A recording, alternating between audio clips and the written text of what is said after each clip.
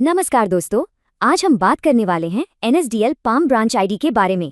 अगर आप पहली बार रजिस्ट्रेशन कर रहे हैं और थोड़ा कंफ्यूज्ड हैं, तो बिल्कुल चिंता मत कीजिए। इस वीडियो में हम स्टेप बाय स्टेप सब कुछ समझेंगे।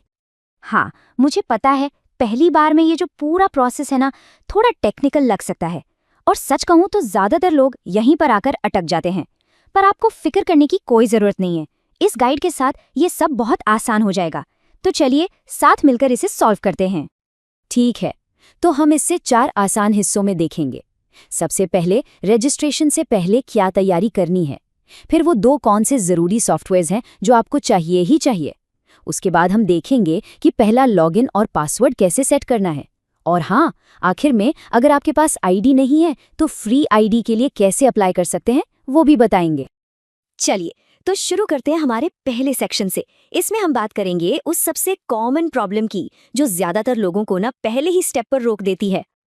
देखिए होता क्या है, जब भी आप किसी नए कंप्यूटर पर पहली बार लॉगिन करने की कोशिश करते हैं ना, तो वो लगभग हमेशा फेल हो जाता है। और ऐसा इसलिए होता है क्योंकि सिस्टम का जो सही सेटअप चाहिए वो हुआ नहीं होता। पर कोई बात नहीं, इसी को हम अभी ठीक करने वाले हैं। तो सवाल ये है कि इस लॉगिन फेलियर की प्रॉब्लम का सल्यूशन क्या है। इसका जवाब बहुत ही सिंपल है। आपको बस 2 ज़रूरी सॉफ्टवेयर इंस्टॉल करने हैं। चलिए देखते हैं कि ये कौन कौन से हैं। हाँ, ये वाला message, login failed, please download the government service. मुझे यकीन है ये आपको बहुत जाना पहचाना लग रहा होगा, है ना? ज्यादातर लोगों को यही एरर दिखता है। चलिए अब देखते हैं कि इसे हमेशा के लिए कैसे फिक्स करना है। तो इस एरर को हटाने के लिए आपको बस 2 चीजें डाउनलोड करनी है। पहली है NSDL की ऑफिशियल यूटिलिटी, जिसे गवर्नमेंट सर्विस कहते हैं, और दूसरी है जावा सॉफ्टवेयर। ये बात ध्यान रखिए, सिस्टम को ठीक से चलाने के लिए ये दोनों ही बहुत जरूरी हैं। अच्छा, यहाँ एक बहुत ही ज़रूरी बात है जो आपको याद रखनी है। जब दोनों सॉफ्टवेयर इंस्टॉल हो जाएं, तो लॉगिन पेज खोलने से ठीक पहले आपको NSDL सर्विस को मैन्युअली स्टार्ट करना होगा। मतलब ये बैकग्राउंड में चलती रहनी चाहिए, सिर्फ तभी आपका लॉगिन पेज काम करेगा। ये स्टेप मिस मत कीजिएगा। बहुत बढ़िया, तो सॉफ्टवेयर वाला पार्ट तो हो गया। अब चलते हैं अगले स्टेप पर, यानी कि अपना पहला लॉगिन कैसे करना है और परमानेंट पासवर्ड कैसे सेट करना है।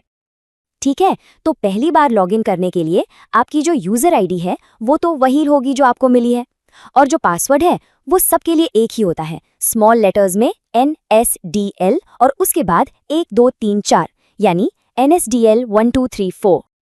अब एक बात का ध्यान रखिएगा, ये जो पासवर्ड है NSDL 1 2 3 4, ये सिर्फ एक बार के लिए है। जैसे ही आप इससे लॉगिन करेंगे, सिस्टम आपकी सिक्योरिटी के लिए आपको तुरंत एक नया अपना खुद का मजबूत पासवर्ड बनाने के लिए कहेगा। तो जब आप अपना नया पासवर्ड बनाएं तो इन रूल्स का ध्यान जरूर रखें। पासवर्ड कम से कम 8 कैरेक्टर्स का होना चाहिए। उसमें कम से कम एक कैपिटल लेटर मतलब A से Z तक, एक स्मॉल लेटर A से Z तक, एक नंबर 0 से 9 तक और एक स्पेशल कैरेक्टर जैसे कि @ हैशटैग या $। ये सब होना जरूरी है। और बस हो गया काम। जैसे ही आप अपना नया पासवर्ड सेट कर लेंगे, आपका रजिस्ट्रेशन प्रोसेस पूरा हो जाएगा। अब आपका अकाउंट यूज करने के लिए एकदम तैयार है। चलिए, तो अब हम आ गए हैं अपने आखिरी सेक्शन पर।